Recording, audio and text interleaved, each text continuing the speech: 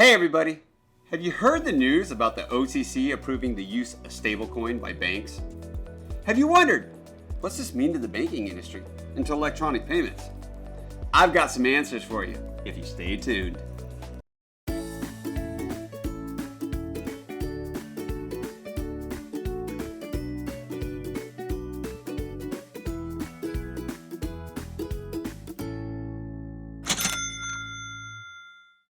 We have seen a lot happening in the world of electronic and faster payments. And if you saw the Payments Professor's top 10 payments predictions for 2021, you know that digital currency and faster payments were all over the list and in many different ways. What exactly is happening? We know that the government, that the Federal Reserve, and banking regulators are actually looking at many ways to enhance and even expand the U.S. payment channels and opportunities that are there for the stakeholders. Here, though, is some great information that I recently came across.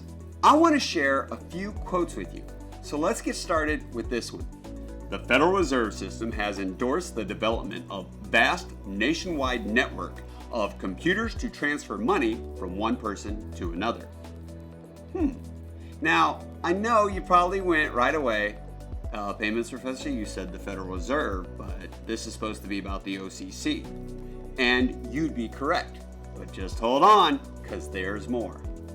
In a long statement on, quote, the evolution of payments mechanisms, unquote, something that was actually published over a weekend in December issue of the Federal Reserve Bulletin, the nation's central bank spelled out in far greater detail than ever before its ideas on how the coming age of electronic money should be organized. Got your attention yet? Sounds interesting, right? In it, it said the nation's payments mechanism can be expected to evolve in the direction of a system where credits to the payee's account, according to the statement, is made at the same time the payer's account is charged. Caught that? At the same time. We got both of these going on both sides. In other words, an electronic communication network would be employed to transfer funds instantaneously. And it could be from an account of a person making a purchase at a department store, or from the account of a company issuing a payroll check, or to the account of a utility company making a regular monthly billing. Oh, what about this one?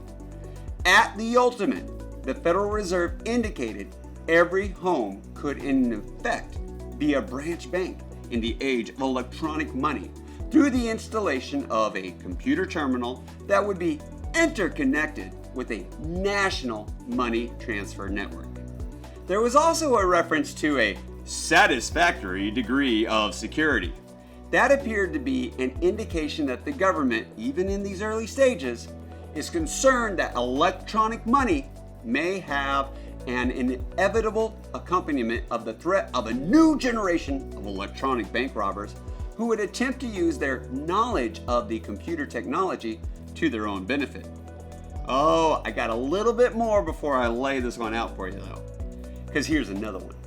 The Federal Reserve stated that financial institutions, businesses, and individuals would all benefit from electronic money.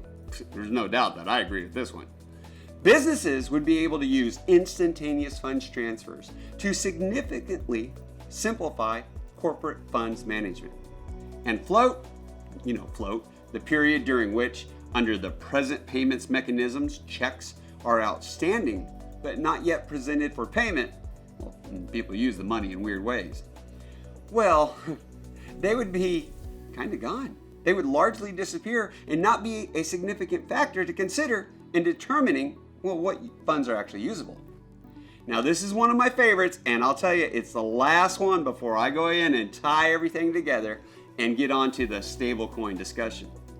It said that the consumer, this is according to the Federal Reserve, concluded that the consumer will be able to complete financial transactions through the use of a card or similar identifying device, and this procedure would be accomplished through automated teller units conveniently located in shopping centers and in other places handling numerous consumer sales and in the home.